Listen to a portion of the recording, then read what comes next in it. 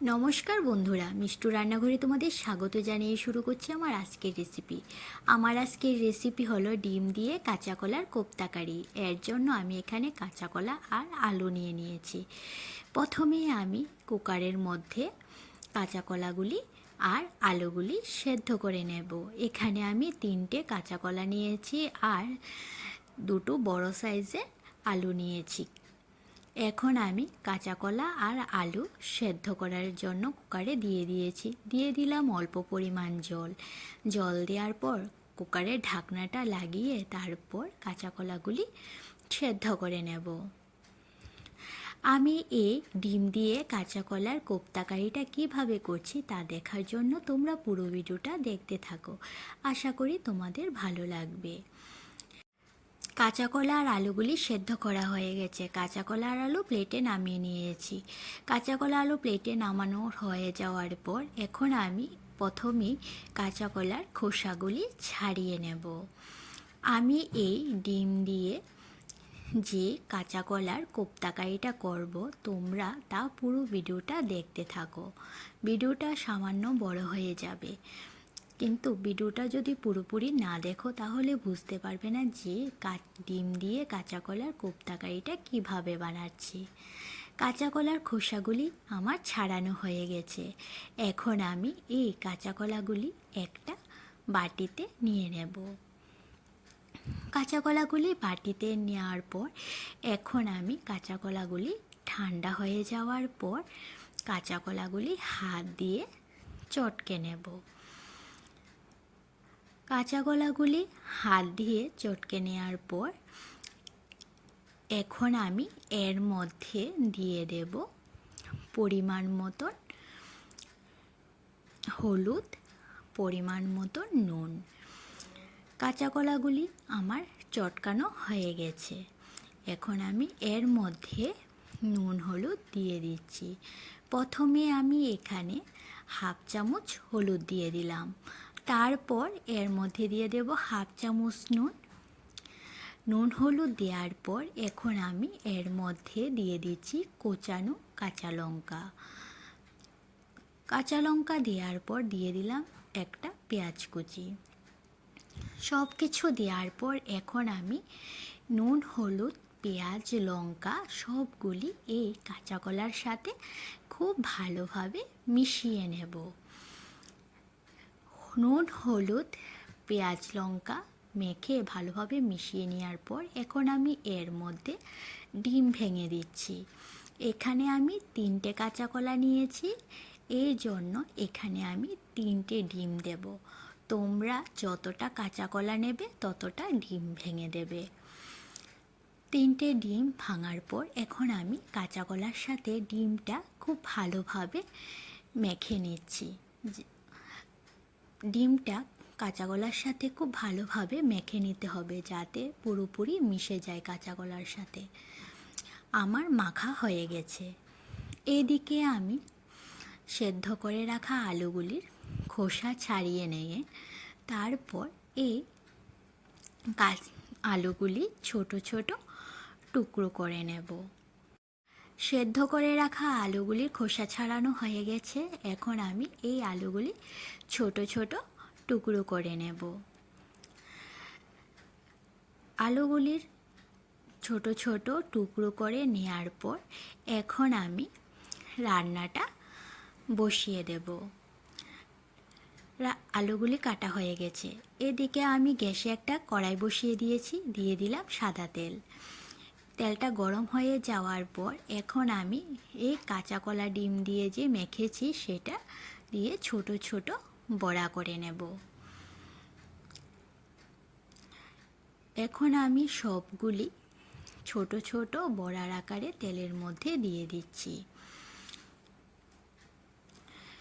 সবগুলি বড়া দেওয়ার পর আমি সবগুলি বড়া এই পিঠ ও পিঠ লাল লাল করে ভেজে তুলে নেব।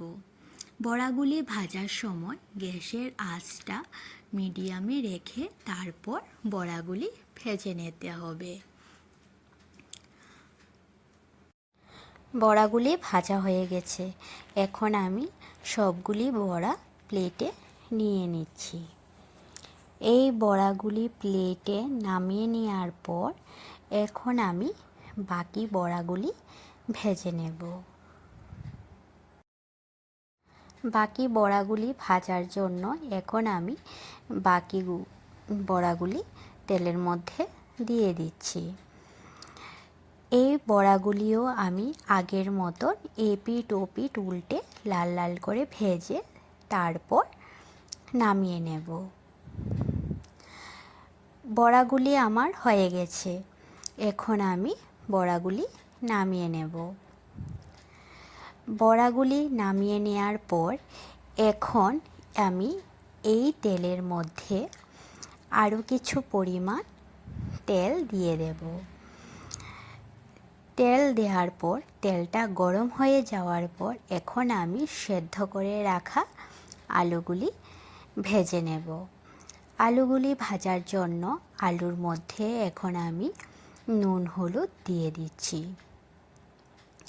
দিয়ে দিলাম প্রথমেই আমি হলুদ, তারপর দিয়ে দেব নুন। নুন হলুদ দেওয়ার পর এখন আমি আলুগুলিও লাল লাল করে ভেজে নামিয়ে নেব। আলুগুলি আমি লাল লাল করে ভেজে নিয়েছি, এখন আমি আলুগুলি থালায় নিয়ে নিচ্ছি। আলুগুলি থালায় নিয়ে নেওয়ার পর এখন আমি এই তেলের মধ্যে দিয়ে দিচ্ছি আরও কিছু পরিমাণ তেল ফোড়ন দেওয়ার জন্য। ফোড়ন দেওয়ার জন্য এখানে আমি সর্ষের তেল দিলাম।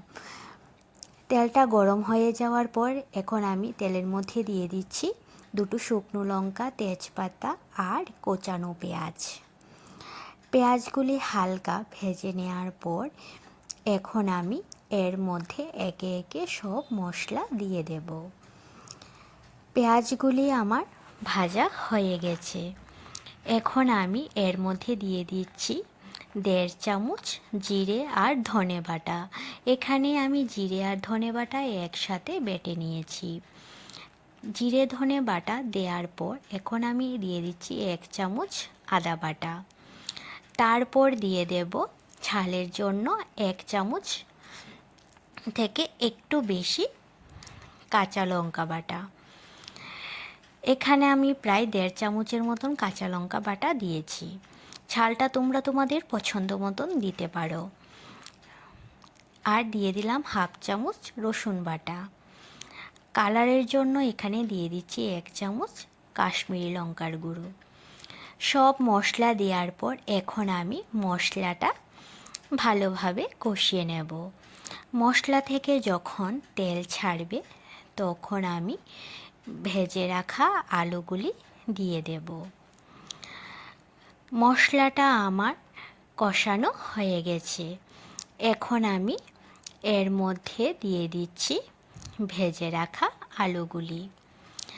ভেজে রাখা আলুগুলি দেওয়ার পর এখন আমি মশলার সাথে আলুটা আরও কিছুক্ষণ কষিয়ে নেব। কষিয়ে নেওয়ার পর তারপর এর মধ্যে দিয়ে দেব 1/2 চামচ নুন আর দিয়ে দেব 1/2 চামচ হলুদ। নুন হলুদ দিয়ে তারপর হালকা নেড়ে চেড়ে আমি পরিমাণ মতন জল দিয়ে দেব। আলুটা আমার কষানো হয়ে গেছে, এখন আমি পরিমাণ মতন জল দিয়ে দিচ্ছি। পরিমাণ মতন জল দেওয়ার পর এখন আমি ঝোলটা ফোটা পর্যন্ত অপেক্ষা করতে থাকবো। তরকারির ঝোল ফুটে আসলে তারপর এর মধ্যে ভেজে রাখা বড়াগুলি দিয়ে দেব।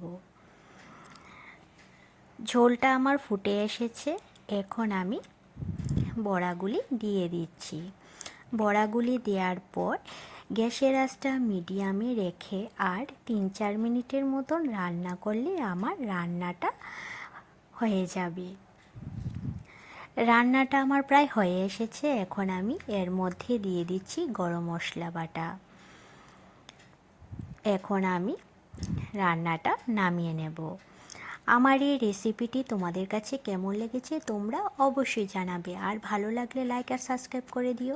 আমার ফেসবুক পেজ মিষ্টু রান্নাঘর, এই পেজটি ফলো করে দিও। ফেসবুক পেজের লিঙ্ক আমি ডেসক্রিপশানে দিয়ে দিয়েছি। আমি যে ডিম দিয়ে কাঁচা কলার কোপ্তাকারিটা করেছি, এই রেসিপিটি তোমাদের কাছে যদি ভালো লেগে থাকে তাহলে বাড়িতে অবশ্যই একবার বানিয়ে খাবে, দেখবে খেতে খুব অসাধারণ হয়। এই রান্নাটা দিয়ে তোমরা পুরো ভাত নিমিষে শেষ করে নেবে।